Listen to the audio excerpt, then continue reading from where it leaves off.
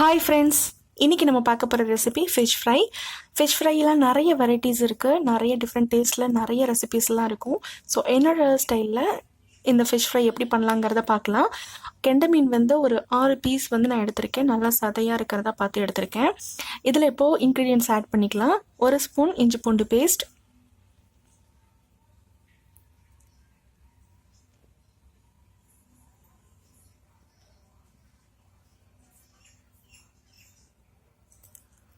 1/2 spoon மல்லித்தூள்,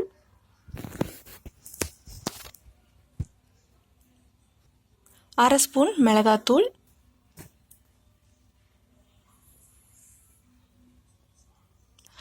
1/2 spoon மஞ்சத்தூள், தேவையான அளவு உப்பு,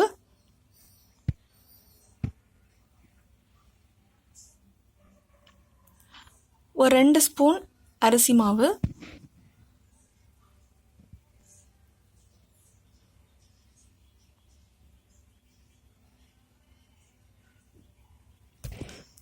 கால் ஸ்பூன் கரம் மசாலா,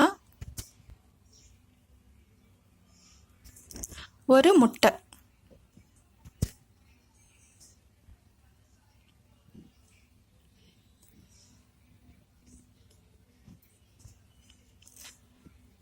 அரை எலுமிச்சம்பழம். இது எல்லாத்தையும் இப்போ நல்லா மிக்ஸ் பண்ணி எடுத்து வச்சுக்கலாம்.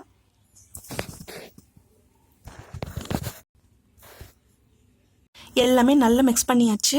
டேஸ்ட் இருக்கான்னு பார்த்துக்கோங்க. உப்பு பார்த்துட்டு ஆட் பண்ணிவிட்டு கூட நல்லா வந்து கிளறி விட்டுக்கோங்க. 1 மணி நேரமாவது நல்லா ஊறணும். அதுக்கப்புறம் ஃப்ரை பண்ணி எடுத்துக்கலாம். 1 மணி நேரம் ஆயிடுச்சு. நல்லா வந்து ஃபிஷ் வந்து ஊறியிருக்கும். ஸோ இப்போ நம்ம ஃப்ரை பண்ணி எடுத்துக்கலாம். எண்ணெய் ஊற்றிருக்கேன். எண்ணெய் வந்து காஞ்சிடுச்சு. இப்போது 2 பீஸாக போட்டு எடுத்துக்கலாம். கொஞ்சமாக எண்ணெய் விட்டுக்கலாம். அப்போ தான் நமக்கு வந்து ரீயூஸ் பண்ணுறதுக்கும் நமக்கு தேவைப்படாது. அப்போவே நம்மளுக்கு எண்ணெய் வந்து இதுக்கே யூஸ் ஆகிடும். ஸோ கொஞ்சமாக எண்ணெய் ஊற்றி ஃப்ரை பண்ணிக்கலாம்.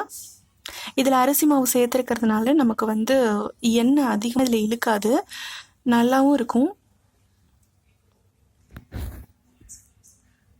இப்போ இன்னொரு பக்கம் திருப்பி விட்டுக்கலாம். இந்த நுரை வந்து எதனால் வருதுன்னா, முட்டை ஆட் பண்ணோம் இல்லையா, அதனால தான் இந்த நுரை வருது. இன்னொரு பக்கமும் ஃப்ரை ஆனதும் நம்ம எடுத்துடலாம்.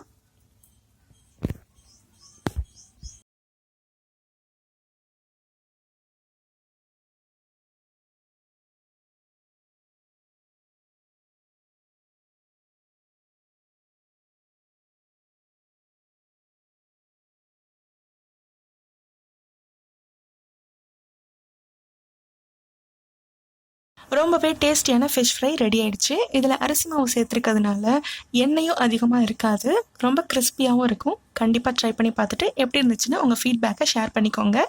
இந்த ரெசிபி உங்களுக்கு பிடிச்சிருந்தா லைக் பண்ணுங்கள், ஷேர் பண்ணுங்கள், மறக்காமல் சப்ஸ்கிரைப் பண்ணிக்கோங்க. பாய்.